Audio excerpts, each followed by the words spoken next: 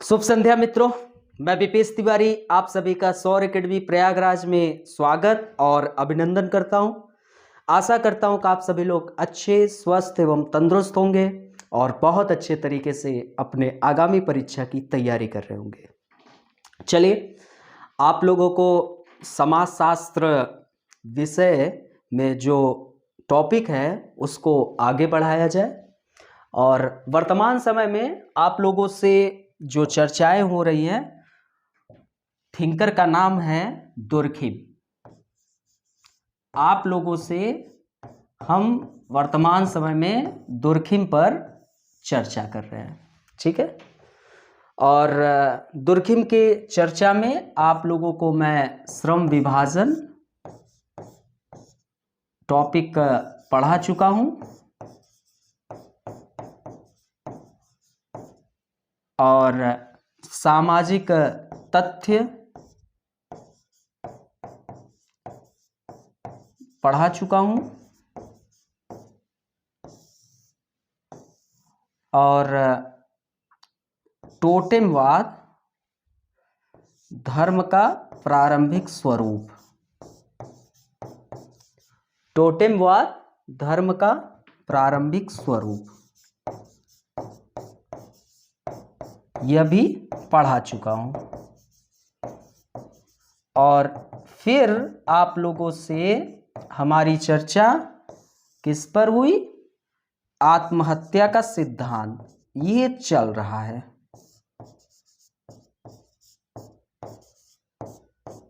आत्महत्या का सिद्धांत बहुत इंपॉर्टेंट थ्योरी है और सभी आपके एग्जाम में एक प्रश्न पूछ लेता है। एक प्रश्न आपके कोई भी स्टेट पीएससी को ले लीजिए, जो आपका स्टेट पीएससी को ले लीजिए, वहां पर भी आपको प्रश्न मिल जाएगा। पहली चीज तो प्रश्न एक तो डायरेक्ट टॉपिक से पूछ लेगा, एक तुलना करके पूछ लेता है। जैसे कार्ल मार्क्स का दुर्खिम से,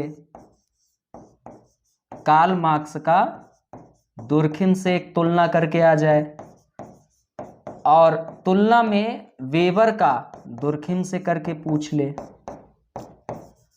और कभी कभी इस आत्महत्या के सिद्धांत को भारत में आत्महत्या से भी जोड़कर पूछ सकता है। कोई भी टॉपिक को भारतीय समाज से जोड़कर पूछ सकता है, ठीक है। तो इन सब चीजों को बड़े बेहतरीन तरीके से, बारीकी से देखने का प्रयास करें। आपको चीजें सरल लगेंगी, कठिन नहीं है। बस आप पढ़िए और एनालिसिस करिए, विश्लेषण करिए। और यूपीएससी में भी कुछ इसी अंदाज में आपका प्रश्न पूछता है, तुलनात्मक करके, और या डायरेक्ट टॉपिक से प्रश्न अक्सर पूछ लेता है। तो आपको प्रश्न सॉल्व करना प्रारंभ कर दीजिए, ठीक है। आप प्रश्न उठाइए। स्टेट पीएससी, मैंने आप लोगों से बोला था कि आप शिल्पी प्रकाशन का एक यूपीएससी का पेपर ले लीजिए और एक स्टेट पीएससी का, जिस स्टेट का आपको एग्जाम देना है, यूपी का देना है, बिहार का देना है, ले लीजिए और सॉल्व करना स्टार्ट करिए। जहां पर दिक्कत आए वो हमसे डिस्कस करिए, हम आपको बताएंगे, ठीक है। तो चलिए, अब हम आप लोगों से आत्महत्या के सिद्धांत पर मैंने एक क्लास ले भी लिया हूं और सिंपल तरीके से आत्महत्या का सिद्धांत,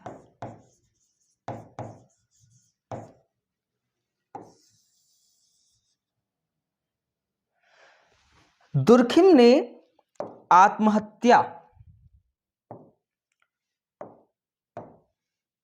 जो आपके दुर्खिम भाई साहब थे, दुर्खिम ने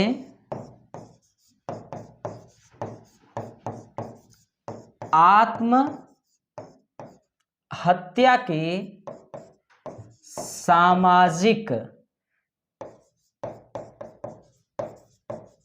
सिद्धांत की विशुद्ध विवेचना,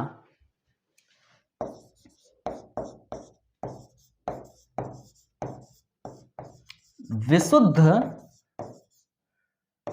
विवेचना उनकी एक बहुत ही इंपॉर्टेंट बुक है, द सुसाइड, आत्महत्या।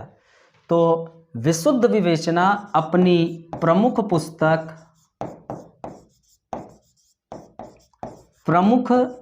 पुस्तक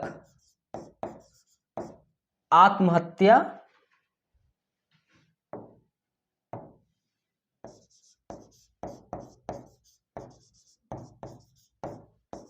या हम इसे इंग्लिश में द सुसाइड में किया है। यह जो पुस्तक थी यह कब प्रकाशित हुई? 1897 ईस्वी में प्रकाशित हुई और इसी पुस्तक में उन्होंने आत्महत्या का समाज शास्त्रीय विश्लेषण किया। किसका? आत्महत्या का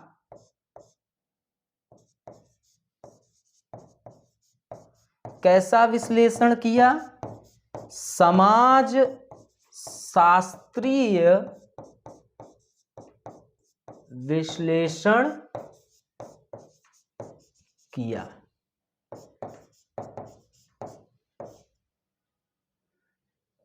ठीक है। तो दुर्खिम साहब जो थे उन्होंने अपनी प्रमुख पुस्तक आत्महत्या द सुसाइड जो 1897 को प्रकाशित हुआ, उसमें उन्होंने आत्महत्या का कैसा विश्लेषण किया?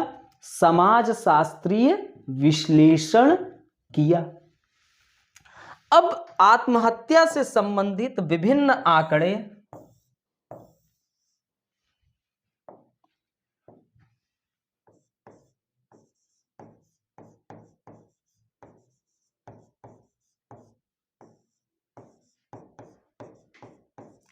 से संबंधित विभिन्न आंकड़ों को एकत्रित कर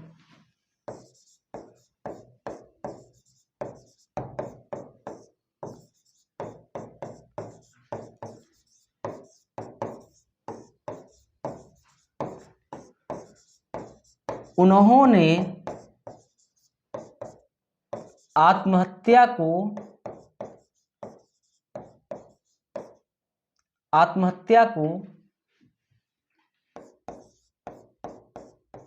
एक सामाजिक घटना के रूप में, सामाजिक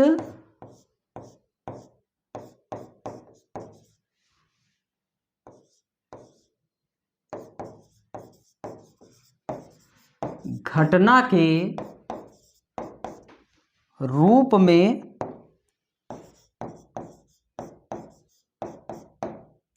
प्रमाणित करने का प्रयास किया।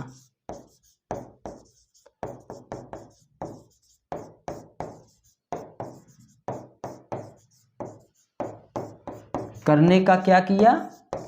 प्रयास किया। और यह फर्स्ट टाइम है, यह पहला प्रयास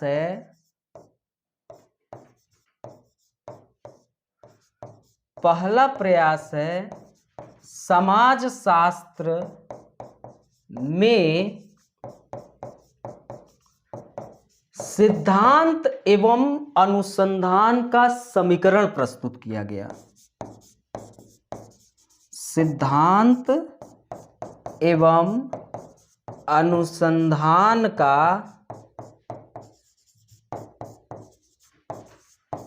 समीकरण प्रस्तुत किया गया। तो दुर्खिम ने आत्महत्या के, जो दुर्खिम महोदय हैं, उन्होंने आत्महत्या के समाजशास्त्र में जो विशुद्ध विवेचना किया उन्होंने, वह अपनी प्रमुख पुस्तक आत्महत्या द सुसाइड में किया, जो कब प्रकाशित हुई? 1897 को, 1897। ओके। इसमें इन्होंने आत्महत्या का कैसा विश्लेषण किया? समाजशास्त्री विश्लेषण किया। ठीक है। तो दोस्तों, आत्महत्या से संबंधित जो विभिन्न आंकड़े थे, भाई आप आंकड़े एकत्रित करेंगे ना, तभी तो आप अपने सिद्धांत को एक नई रूपरेखा दे सकते हैं।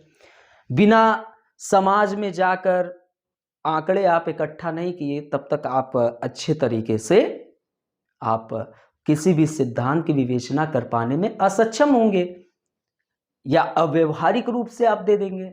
तो इन्होंने क्या काम किया कि आत्महत्या से संबंधित विभिन्न आंकड़ों को एकत्रित किया और उन्होंने आत्महत्या को एक सामाजिक घटना के रूप में प्रमाणित करने का प्रयास किया। और यह फर्स्ट टाइम है कि समाजशास्त्र में सिद्धांत एवं अनुसंधान का समीकरण प्रस्तुत किया गया। क्या प्रस्तुत किया गया? समीकरण प्रस्तुत किया गया। तो यह जो मतलब कि दुर्खिम द्वारा यह जो सिद्धांत है, ये जो आत्महत्या का सिद्धांत है, यह किस पर आधारित है? तो यह सिद्धांत अनुसंधान पर आधारित है। किस पर आधारित है यह संपूर्ण सिद्धांत? तो अनुसंधान पर आधारित है। ठीक है, किस पर आधारित है? तो अनुसंधान पर आधारित है। अब इस सिद्धांत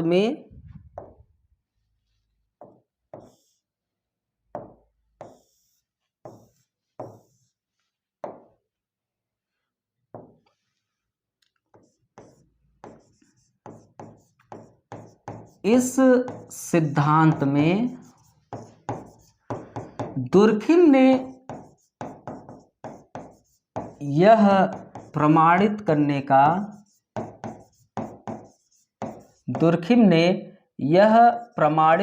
का प्रयास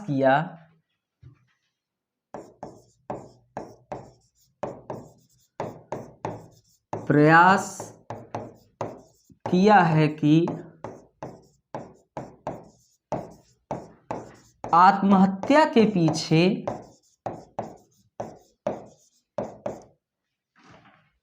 उपस्थित कारण कहीं न कहीं से तो उत्पन्न होगी। तो जो आत्महत्या का सिद्धांत है, उस सिद्धांत में ये आपको पता चल गया कि दुर्खिम ने जो यह फर्स्ट टाइम समाजशास्त्र में देखने को मिला कि किसी सिद्धांत में आपको किन दो चीजों का समीकरण दिखाई दिया? जल्दी से कमेंट करके बताएं, जल्दी से कमेंट करके बताएं। अभी क्या बताया? अनुसंधान और सिद्धांत दोनों का समीकरण प्रस्तुत किया गया। तो ये जो है पूरा का पूरा किस पर आधारित है? अनुसंधान पर आधारित रहा। इस सिद्धांत में दुर्खिम ने क्या प्रमाणित करने का प्रयास किया कि देखिए, आत्महत्या के पीछे जो उपस्थित कारण है वह कहां से उत्पन्न हो रही है? तो वह समाज से उत्पन्न होती है। कहां से उत्पन्न होती है? तो समाज से उत्पन्न होती है। अब दुर्खिम का उद्देश्य आखिरकार क्या था समझाने का? यह अब प्रश्न उठेगा। अभी आपको यह पता चल गया, अभी आपको यह बड़े अच्छे तरीके से पता चल गया कि इस सिद्धांत में दुर्खिम साहब कुछ प्रमाणित करने का प्रयास कर रहे हैं। वह क्या था कि आत्महत्या के पीछे जो उपस्थित कारण है वो कहां से उत्पन्न हो रही है, वो आपके समाज से उत्पन्न हो रही है। कहां से? समाज से। समाज से उत्पन्न होती है। दुर्खिम का उद्देश्य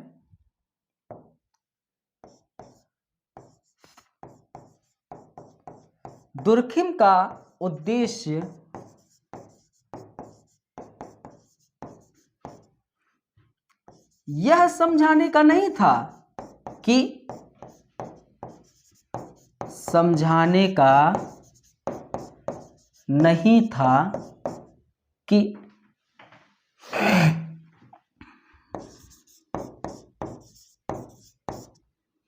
क्यों एक व्यक्ति आत्महत्या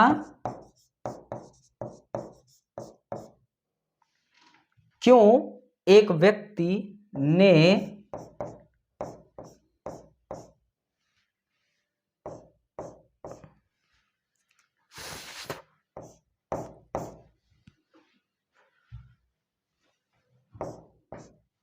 आत्महत्या किया।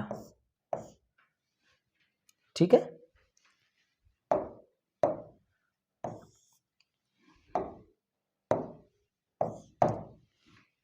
बहुत बड़ी बात कह रहे हैं। ये समझना आपके लिए बहुत जरूरी है कि दुर्खिम का उद्देश्य यह समझाने का नहीं था कि क्यों एक व्यक्ति ने आत्महत्या किया। तो अब ये आपके मन में आएगा कि आखिरकार इनका प्रमुख उद्देश्य क्या है। तो उनका मुख्य उद्देश्य यह समझाने का था कि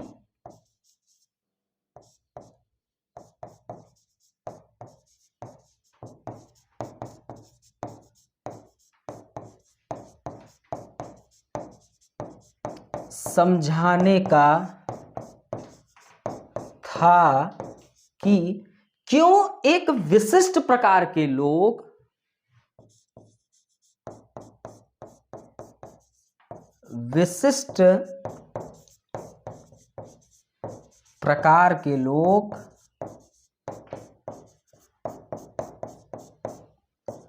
आत्महत्या ज्यादा करते हैं।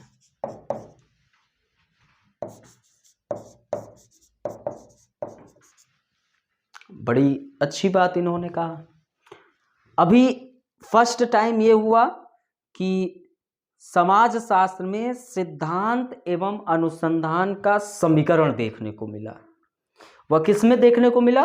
1897 में प्रकाशित एक प्रमुख पुस्तक द सुसाइड, जिसके रचयिता दुर्खिम जी थे, उसमें सिद्धांत एवं अनुसंधान का समीकरण देखने को मिला, और जिसमें वह यह प्रमाणित करने का प्रयास कर रहे हैं कि आत्महत्या के पीछे जो उपस्थित कारण होती है उसका जन्म कहां से हो रहा है। तो उसका जन्म जो हो रहा है वह इसी समाज से उत्पन्न हो रहा है, कहीं से बाहर से नहीं उत्पन्न हो रहा है। और अब आखिरकार उनका उद्देश्य क्या है दुर्खिम जी का? तो दुर्खिम का उद्देश्य यह समझाने का नहीं था कि क्यों एक व्यक्ति ने आत्महत्या किया। उनका मुख्य उद्देश्य यह समझाने का था कि क्यों एक विशिष्ट प्रकार के लोग, अब ये विशिष्ट प्रकार के लोग कुछ कोई भी हो सकते हैं। किसान हो सकता है एक विशिष्ट वर्ग जिसमें काफी लोग आत्महत्या कर ले, एक स्टूडेंट वर्ग हो सकता है। ये विशिष्ट प्रकार के लोग कुछ हो सकते हैं। उन्होंने तो क्यों एक विशिष्ट प्रकार के लोग आत्महत्या ज्यादा करते हैं, दुर्खिम का उद्देश्य ये चीज समझाने का था। आपसे एग्जाम में प्रश्न पूछ ले कि दुर्खिम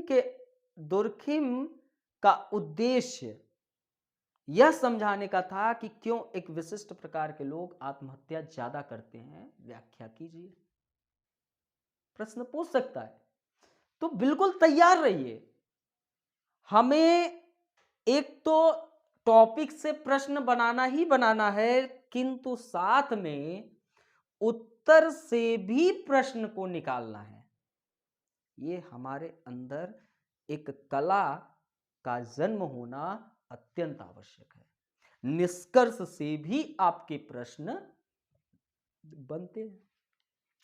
तो दुर्खिम का क्या उद्देश्य था समझाने का कि क्यों एक विशिष्ट प्रकार के लोग आत्महत्या ज्यादा करते हैं।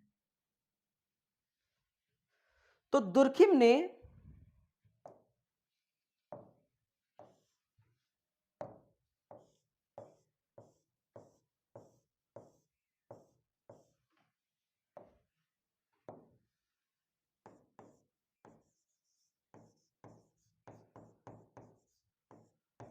आत्महत्या को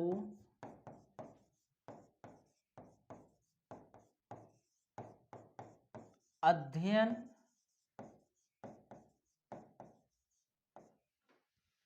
के विषय वस्तु के रूप में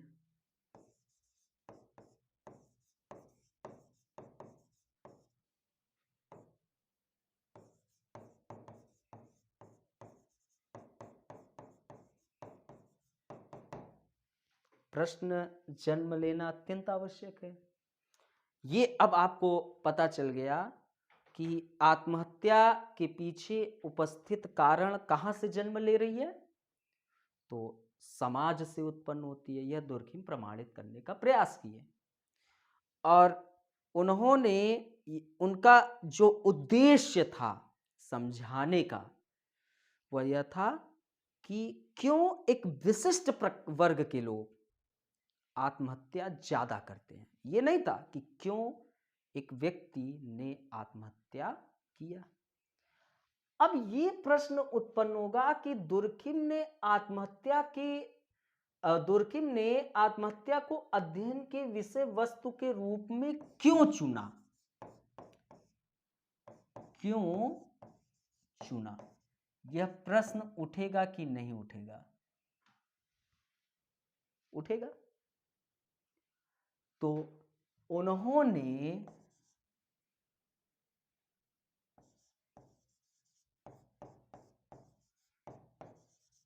इसलिए चुना क्योंकि उस दौरान, ठीक है, आत्महत्या यूरोपीय समाज में, उस दौरान आत्महत्या किस समाज में? यूरोपीय समाज में। यूरोपीय समाज में एक सामान्य प्रक्रिया बन गई थी।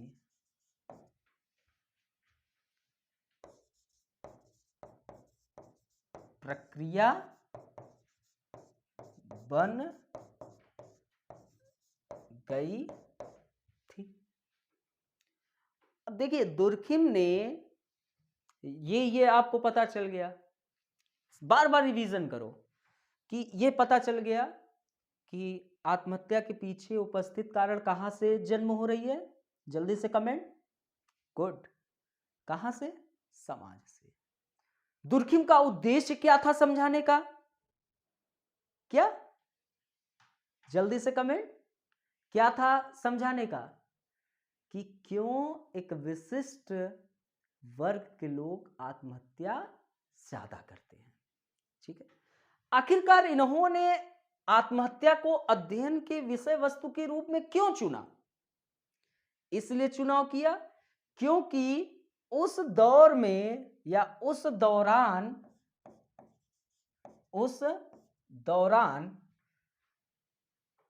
आत्महत्या यूरोपीय समाज में एक सामान्य सी प्रक्रिया बन गई थी। एक सामान्य सी क्या बन गई थी? प्रक्रिया बन गई थी। अब इस अनुसंधान में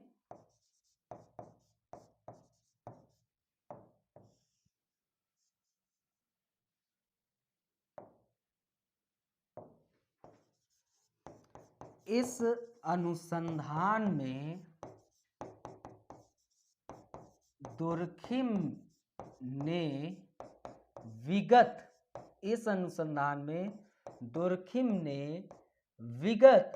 40 वर्षों के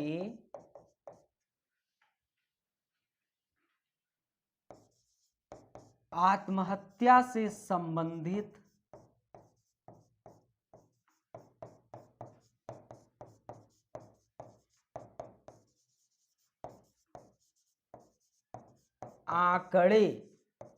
आत्महत्या से संबंधित आंकड़े यूरोप के विभिन्न क्षेत्रों से प्राप्त किया।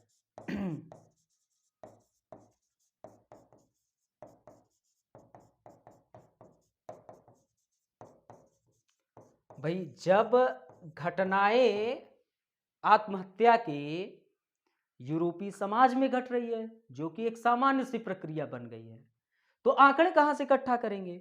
तो उसी यूरोप के विभिन्न क्षेत्रों से आप आंकड़े इकट्ठे करेंगे। तो दुर्खिम ने क्या काम किया? विगत पिछले 40 वर्ष में आखिरकार यूरोप के विभिन्न क्षेत्रों में आत्महत्या से संबंधित जो आंकड़े थे उसको इन्होंने क्या काम किया? कलेक्ट किया। अब इन आंकड़ों का मूल्यांकन होगा ना, तो इन आंकड़ों का मूल्यांकन अच्छे से उन्होंने किया। कितने वर्षों का? विगत 40 वर्षों का। क्या किया? इनका बेहतरीन ढंग से इन्होंने मूल्यांकन किया।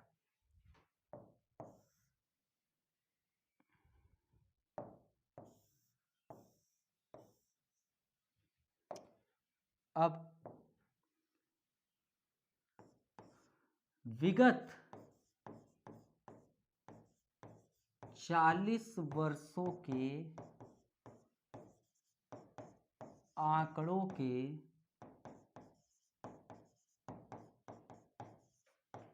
मूल्यांकन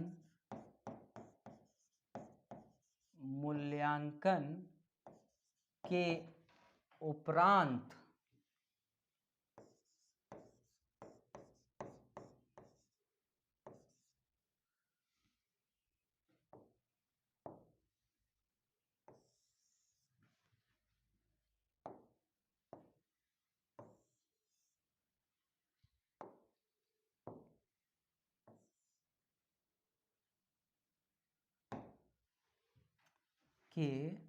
उपरांत दुर्खिम ने यह निष्कर्ष निकाला कि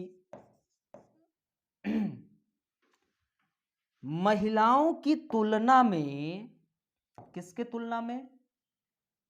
महिलाओं की तुलना में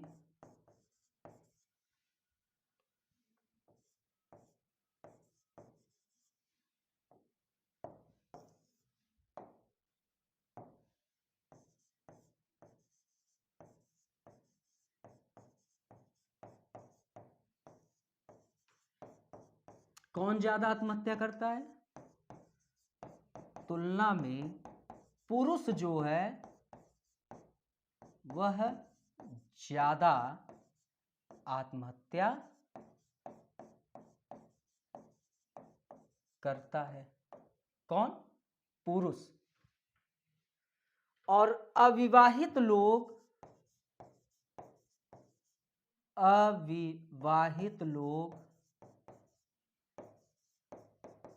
किसके तुलना में? विवाहित लोगों की तुलना में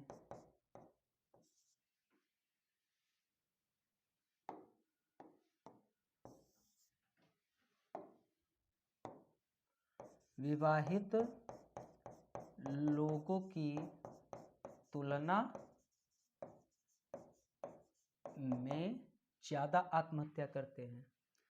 और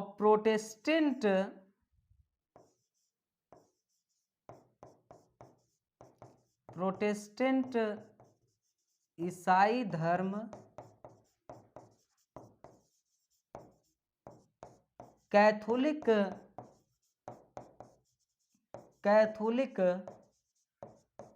ईसाइयों की तुलना में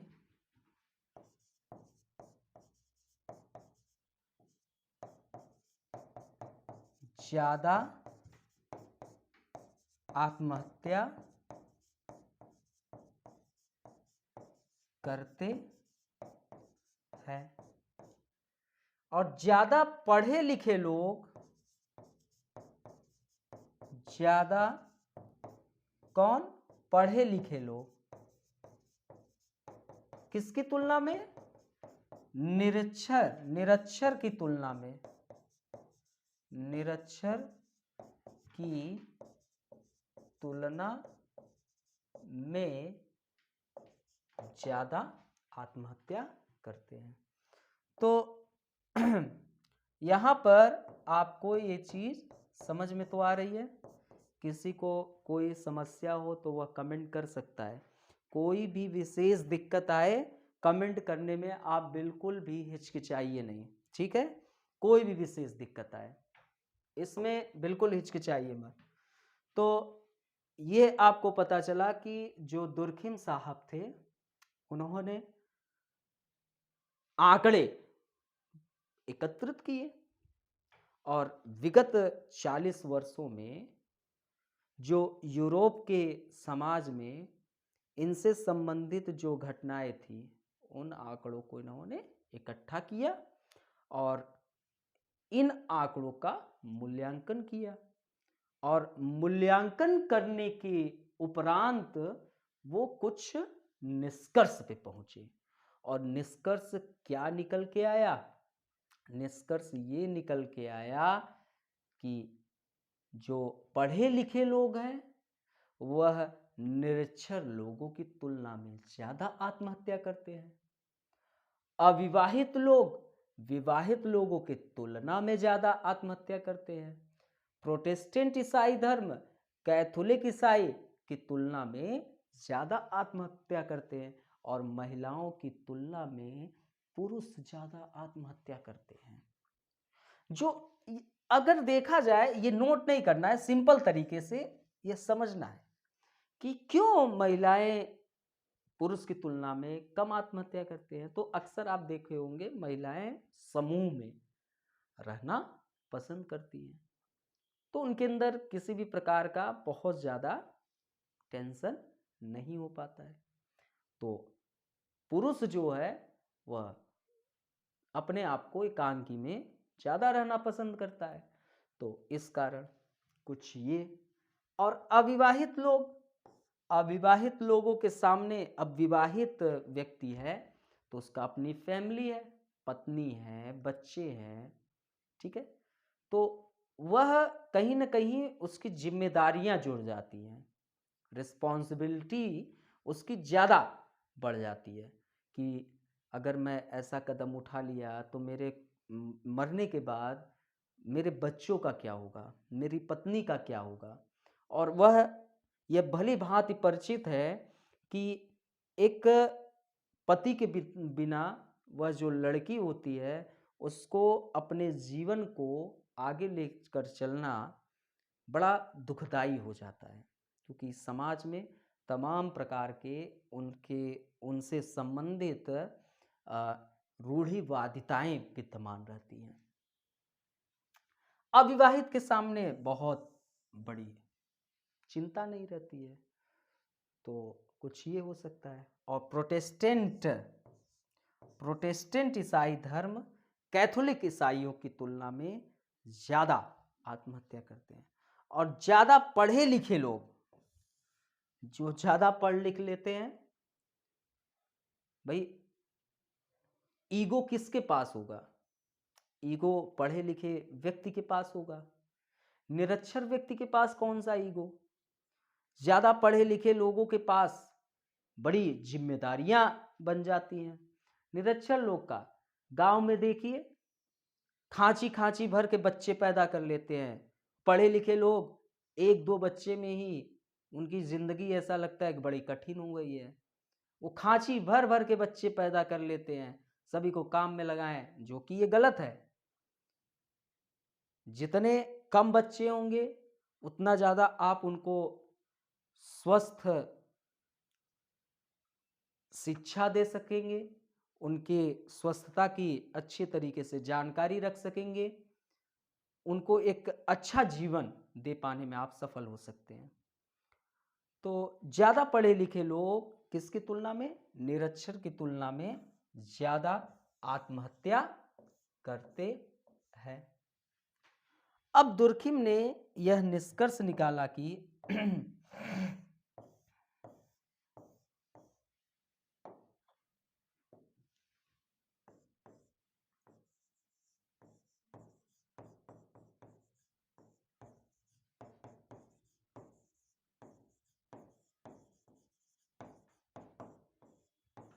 निष्कर्ष निकाला कि महिला तो जो ये दुर्खिम है, अब वो एक निष्कर्ष पे पहुंचे। क्या निष्कर्ष पे पहुंच रहे हैं? कि जब समाज में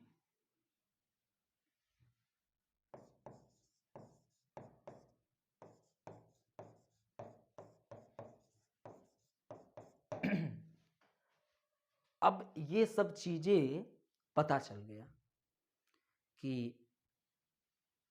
विगत 40 वर्षों के जो आंकड़े थे, उन आंकड़ों का बड़े अच्छे तरीके से मूल्यांकन करके उन्होंने एक फैक्ट जानकारी दे दिया कि ये चीजें होता है। अब दुर्खिम ने यह निष्कर्ष भी निकाला कि जब समाज में सब कुछ सामान्य रहता है, जब समाज में सब कुछ क्या रहता है? सामान्य रहता है, आत्महत्या की जो दर है वह भी सामान्य रहता है।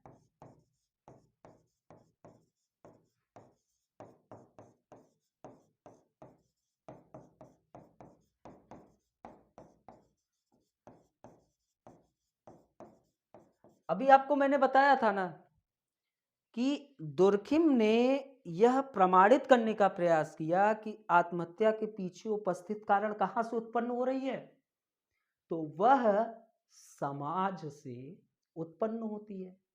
अब दुर्खिम क्या कर रहे हैं? अब यह निष्कर्ष पे आ गए हैं, यह निष्कर्ष निकाला कि जब समाज में सब कुछ क्या है? सामान्य रहता है, तो आत्महत्या की दर कैसे रहेगा? तो आत्महत्या की दर भी क्या रहता है? सामान्य रहता है। और इसी को दुर्खिम ने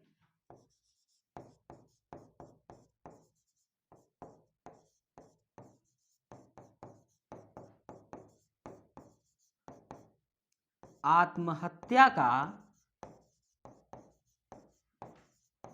सामाजिक दर कहा।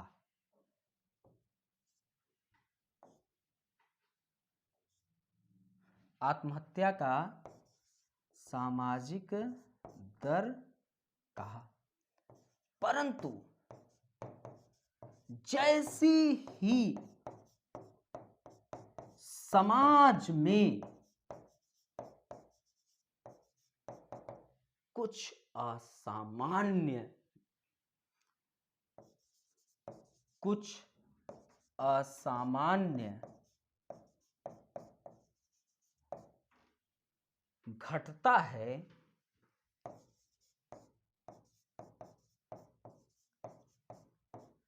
आत्महत्या की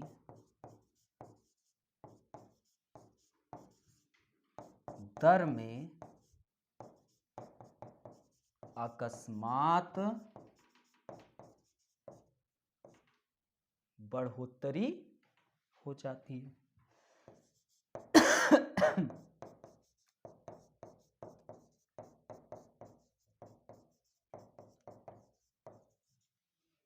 अब यह दुर्खिम निष्कर्ष निकाले, क्योंकि दुर्खिम यह प्रमाणित करने का प्रयास किया था कि आत्महत्या के पीछे उपस्थित कारण समाज से उत्पन्न हो रही है।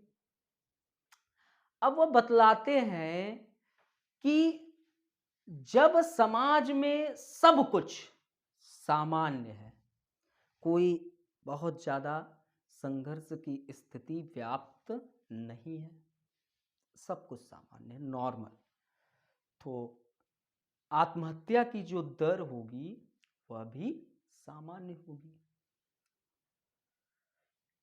इसी को दुर्खिम ने आत्महत्या का सामाजिक दर कहा। परंतु जैसे ही समाज में कुछ असामान्य घटता है, कुछ असामान्य, मान लो कि कोई भूखमरी आ गई,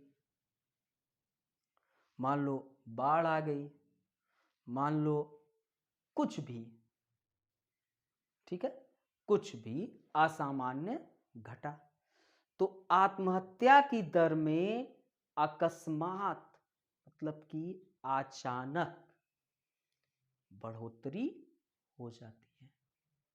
ठीक है, तो आत्महत्या की दर में क्या हो जा रहा है? अकस्मात क्या हो रहा है?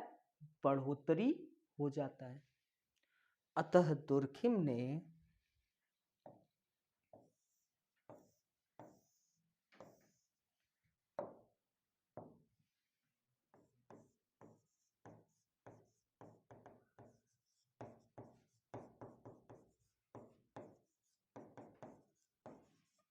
यह निष्कर्ष निकाला कि आत्महत्या के पीछे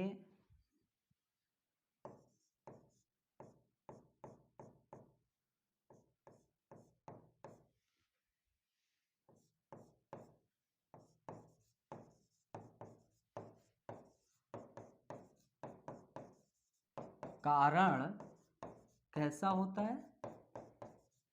सामाजिक होते हैं। अतः दुर्खिम ने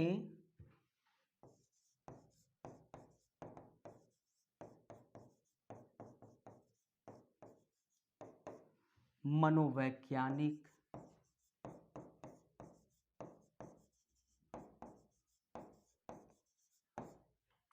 नकल, मनोवैज्ञानिक नकल, जैविक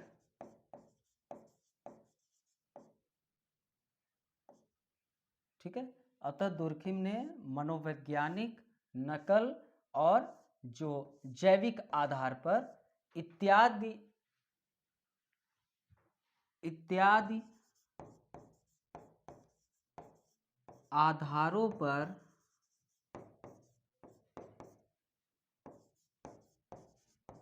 आधारित आत्महत्या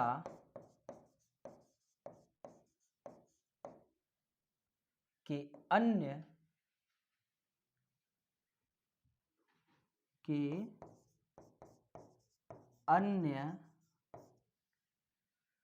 जो भी उपस्थित सिद्धांत थे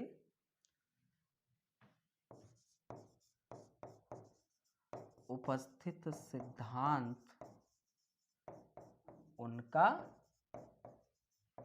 खंडन किया।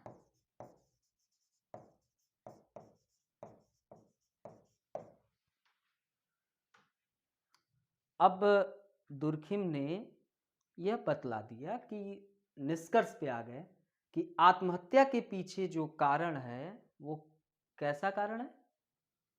वो सामाजिक होते हैं। अतः दुर्खिम ने जो मनोवैज्ञानिक आधार पर बतलाते हैं आत्महत्या के विषय में, जो नकल लोग कॉपी करके आत्महत्या कर रहे हैं, वो उसने असफलता में किया तो मैं भी करूँगा, जैविक इत्यादि आधारों पर जो आधारित आत्महत्या के अन्य उपस्थित सिद्धांत थे उनका उन्होंने क्या कर दिया, खंडन किया।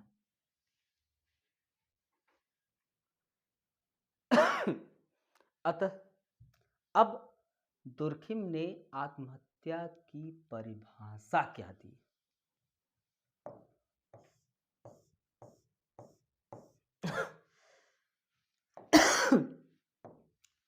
आत्महत्या को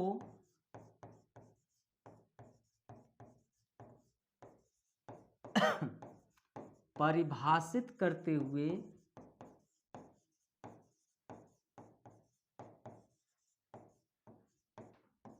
दुर्खिम ने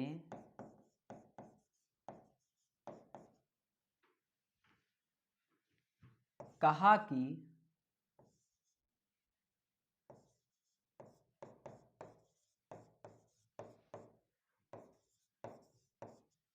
ठीक है, अब क्या कर रहे हैं, वो आत्महत्या को परिभाषित कर रहे हैं, मतलब कि जब भी कुछ आए ये परिभाषा आपको हमेशा तैयार रखना है। तो आत्महत्या को परिभाषित करते हुए दुर्खिम महोदय क्या कह रहे हैं, अब ये चीज आप लोग देखिए, मृत्यु की हर वह घटना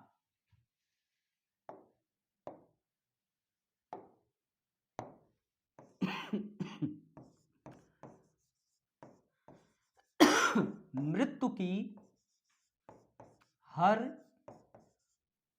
वह घटना जो कि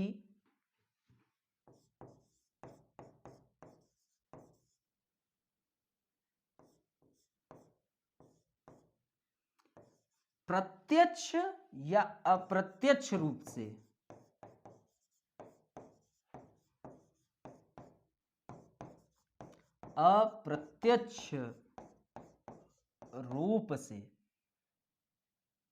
किसी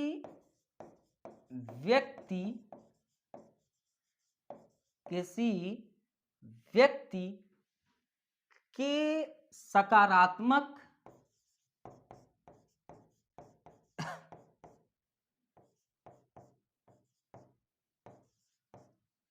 या नकारात्मक,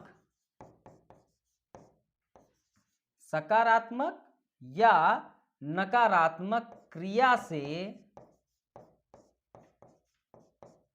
से क्या कर रहा है, उत्पन्न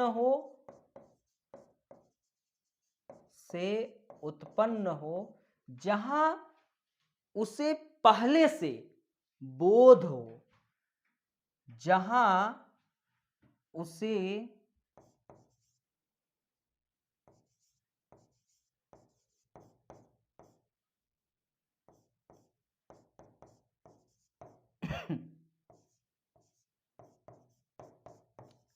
पहले से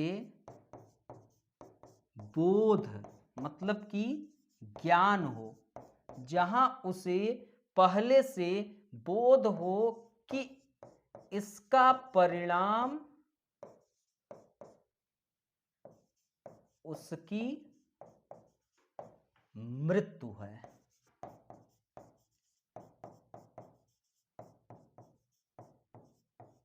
अब यहां पर बहुत कुछ इंपॉर्टेंट चीजें जानना है, ठीक है। तो दुर्खिम महोदय ने आत्महत्या को परिभाषित किया और उन्होंने क्या बतलाया कि मृत्यु की हर वह घटना जो प्रत्यक्ष या अप्रत्यक्ष रूप से किसी व्यक्ति के, मृत्यु की हर वह घटना जो कि प्रत्यक्ष या अप्रत्यक्ष रूप से किसी व्यक्ति के सकारात्मक क्रिया से उत्पन्न हो रही है या नकारात्मक क्रिया से उत्पन्न हो रही है और जिसमें उसको पहले से बोध है कि इसका परिणाम क्या होगा, मृत्यु होगी।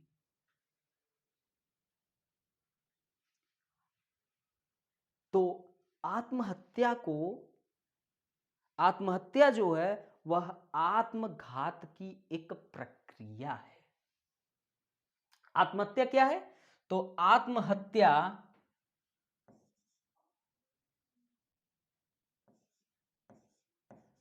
आत्महत्या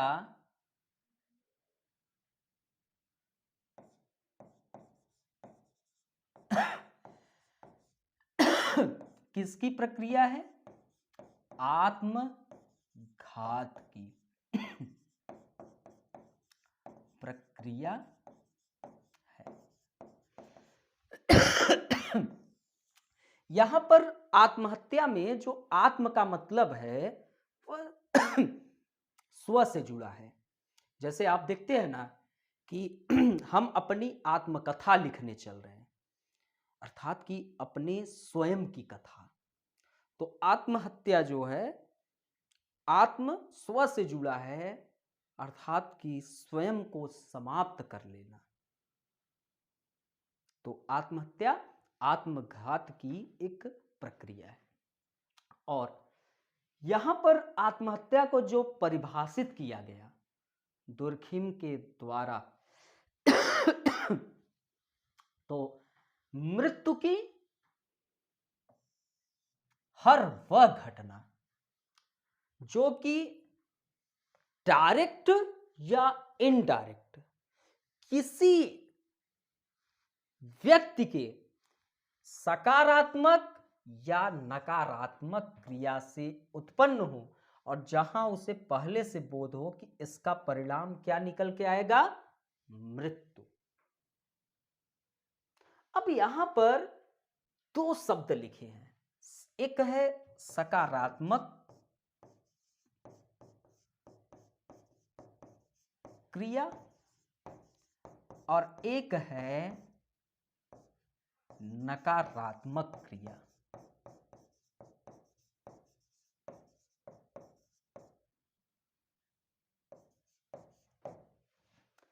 यहां पर सकारात्मक क्रिया का मतलब क्या है? सकारात्मक क्रिया का मतलब कि कुछ करके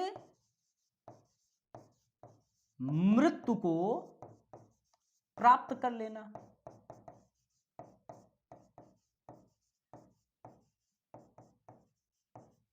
और नकारात्मक क्रिया का अर्थ है कुछ न करके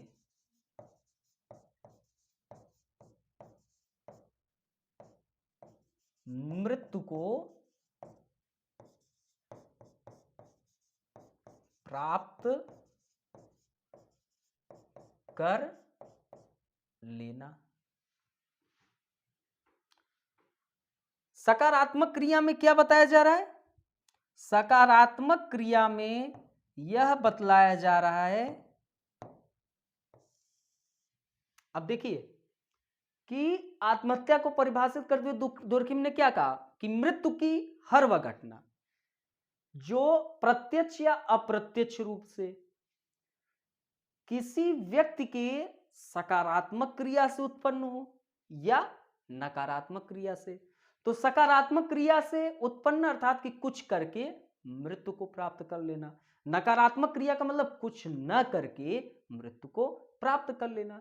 और जहां उसे पहले से बोध है कि इसका परिणाम क्या होगा? मृत्यु होगी। तो कुछ करके मृत्यु को प्राप्त करना अर्थात कि आपने विष पान किया और आपको पता है विष पान करके मृत्यु को प्राप्त कर लेना, अर्थात कि आपने कुछ किया, विष को लिया और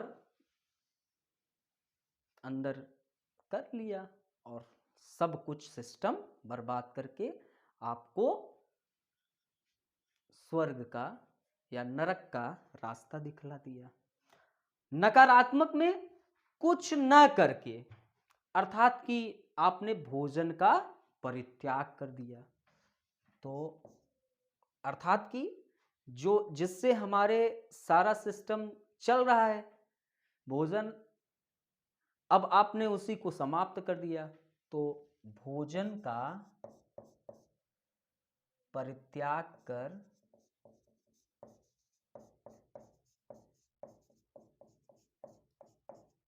मृत्यु को प्राप्त कर लेना। अब जैसे कोई बैठ गया आमरण अनशन पे, जैसे पुट्टी श्री रामुलु 98वें दिन उनकी मृत्यु हो गई थी, आमरण अनशन पे बैठ गए। उनको पता है कि अब अगर मैं भोजन नहीं किया तो मृत्यु हो जाएगी, तो कुछ ना करके मृत्यु को प्राप्त। तो ये चीज उन्होंने बताया आत्महत्या को परिभाषित करते हुए दुर्खेम साहब ने। उन्होंने कहा कि मृत्यु की हर वह घटना जो कि प्रत्यक्ष या अप्रत्यक्ष रूप से किसी व्यक्ति के सकारात्मक क्रिया या नकारात्मक क्रिया से उत्पन्न हो और जहां उसे पहले से बोध हो किसका परिणाम क्या निकल के आएगा, मृत्यु, तो वह आत्महत्या कहलाती है।